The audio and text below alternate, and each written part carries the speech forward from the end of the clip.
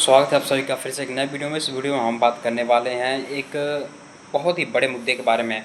अभी हाल फिलहाल में जब आतंकी पहलगाम में हमला हुआ था, मुसलमान आतंकवादियों ने जो हिंदुओं को कलमा न पढ़ने पर मार दिया, धर्म पूछ कर के मार दिया, उस पर हमारे देश में कितना बवाल हुआ और पूरे विश्व ने इसका जो है विरोध किया था, जो कि भारत के पक्ष में थे।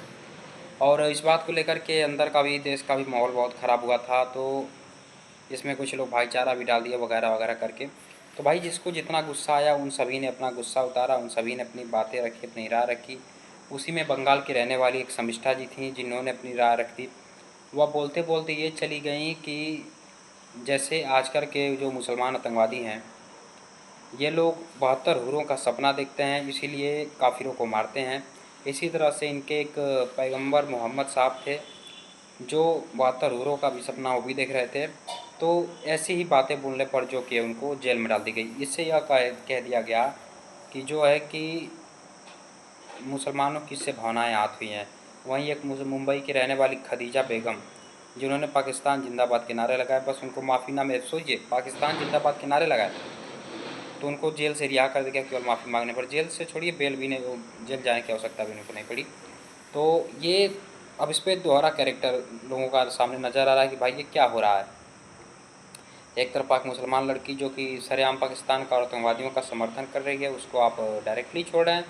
और जहाँ एक लड़की ने बस बोलते बोलते सच बोल दिया, आप उसको जो है कि जेल में डाल रहे हैं। अब यहाँ पर जो है मैं आपको क्यों यह बात लाया हूँ, आखिरकार यह बात रखनी क्यों ज़रूरी थी, मैं उसके ऊपर बात करता हूँ। देखिए, कलकत्ता पुलिस अभी जब वहाँ पे एक रेप हत्याकांड हुआ था हॉस्पिटल में, आप सभी को याद होगा कि कितना भयावह था। और उसको लेकर के पूरे देश में हाहाकार मचा था, तमाम तरीके की बातें हुई थी।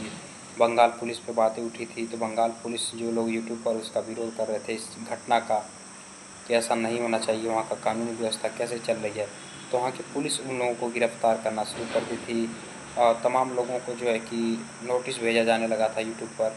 और ऐसे ही फेमस पत्रकार हैं अजित भारती जी, उनको भी एक धमकी मिली थी कि भाई इस तरह के कंटेंट ना बनाओ, हम तुम्हें अंदर कर देंगे।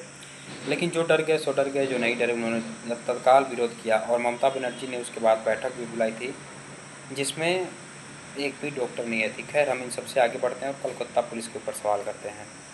अभी आप सबने देखा होगा कि मुर्शिदाबाद में किस तरह से 400 दलित हिंदुओं के घर जलाए गए, वहाँ की उनकी बहू बेटियों के साथ इज्जत के साथ खिलवाड़ हुआ, उनके घर लूट लिए गए। उसके ऊपर कलकत्ता पुलिस का एक भी एक्शन नहीं आया। यहाँ तक कि ममता बनर्जी जी के पार्टी से लोगों का उनको समर्थन था कि आप सब लूटिए इनको, हम आपके साथ हैं। यहाँ तक कि क्रिकेटर जो हैं, एक क्रिकेटर जो कि वहाँ से सांसद हैं, जहाँ से मुर्शिदाबाद में जो दंगा हुआ था, इरफान पठान, उन्होंने भी इस दंगे का समर्थन किया था और चाय के साथ एक सेल्फी लेके डाली थी कि अभी सब शांत हैं।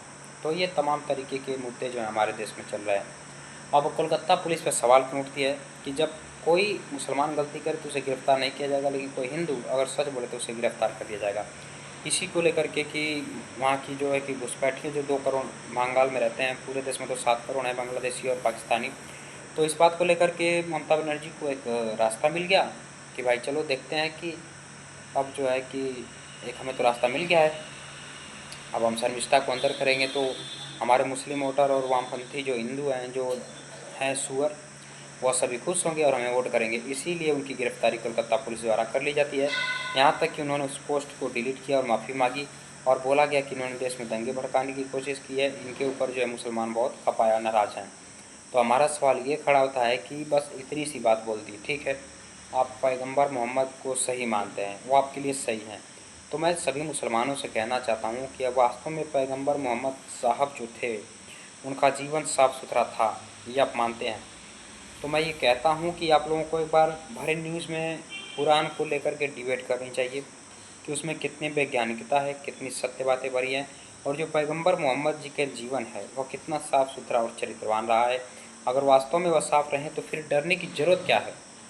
मुझे लगता है कि सरतन से जुदा का नारा लगाना वही पैगंबर मोहम्मद साहब के ऊपर की गई टिप्पणी पे कहीं ज़्यादा शांति का माहौल बना करके उस प्रश्न का उत्तर दे देना, तो डिबेट करना। अब ये कह देना कि सरतन से जुदा, ये कहाँ तक सही है। मुझे लगता है कि सभी मुसलमानों को उठ कर के आना चाहिए और पूरी दुनिया को कुरान की सच्चाई दिखाना चाहिए कि हमारा कितना कुरान जो है कितना पवित्र है, पाक है। तभी तो लोग उस पर बिलीव करेंगे, उस बात को मानेंगे कि हाँ भाई कुरान जो है सही है, हमें इस्लाम धर्म अपना लेना चाहिए। ना कि ज़ोर ज़बरदस्ती से, एक प्यार से लोगों को कुरान की शिक्षाएं बांटिए और टीवी लगा करके इसके बारे में बताइए, जैसे कि वो बताते थे आपके, क्या नाम था उनका, जो इस वक्त भारत छोड़ करके भाग गए। तो आइए और उसके बाद जो है कि डिबेट करिए,